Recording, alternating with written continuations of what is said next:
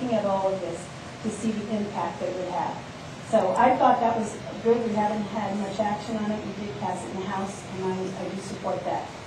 Here's one of my favorites. Let Wall Street pay for restoration of Main Street. I like that one. And this would be an excise tax for Wall Street that received TARP money. You remember the bailout money? Bank bailout money? If they got bank bailout money, they would have to pay a tax on it and help Main Street. And we would use that money to drive down deficits and for jobs. Everybody all right with that? And then the other thing that I think has been very helpful, that we haven't spoken about much, but really has been a remarkable change, is the credit card bill. And all of you are probably already getting notices from your credit card company saying, good news, we've changed such and such. And they did, but they didn't do it because they wanted to. They did it because the House and the Senate miraculously got together and then passed it on both sides. And I'm not being sarcastic, but you can hear the frustration when I say miraculously got through, which will lead us to the next topic. And then the President signed it. So it's much fairer, and everybody got a packet, and I think there's credit card provisions in there, but if you want to know more, ask us afterwards, and we're happy to tell you about them, or to send you more information on them. So these are some of the issues that we've been confronted. Let me ask you, how many people think Congress isn't working very well right now?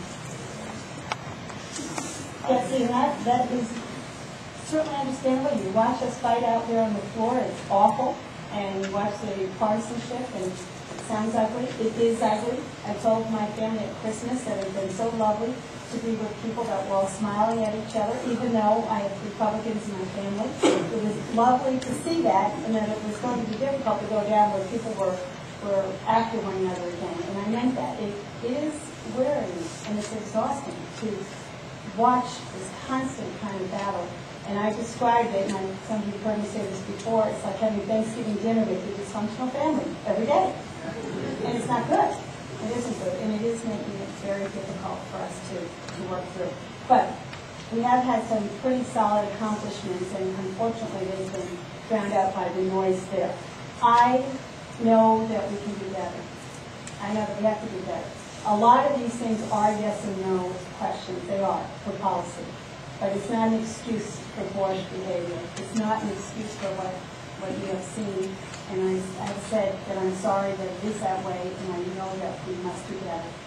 So, having said that, I will also point out that very often there's one moment in a day on the floor, and then TV runs it again and again and again, and so you get a sense that nothing's working, but they are. And I would say that most of my colleagues on both sides of the aisle are trying to get things done.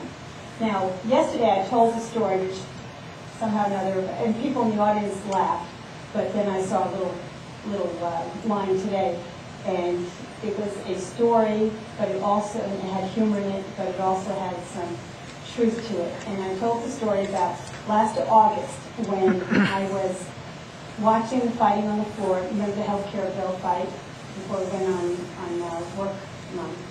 And I went into the ladies' room, there were Republican women and Democratic women there, and one of the Republican women said, if we could send the guys home this weekend, we could get it done. So see, now you laugh. That is not, and I laughed too, and I laughed, and obviously there's a camaraderie for the women, the Republican women and the Democratic women.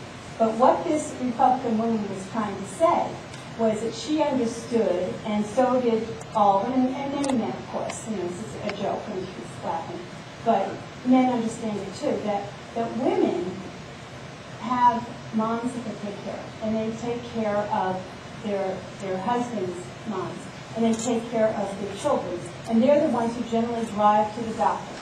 True? Yeah, they're the ones who drive to the doctor. They're the ones who call the pediatrician. They're the ones that know what the prescriptions are.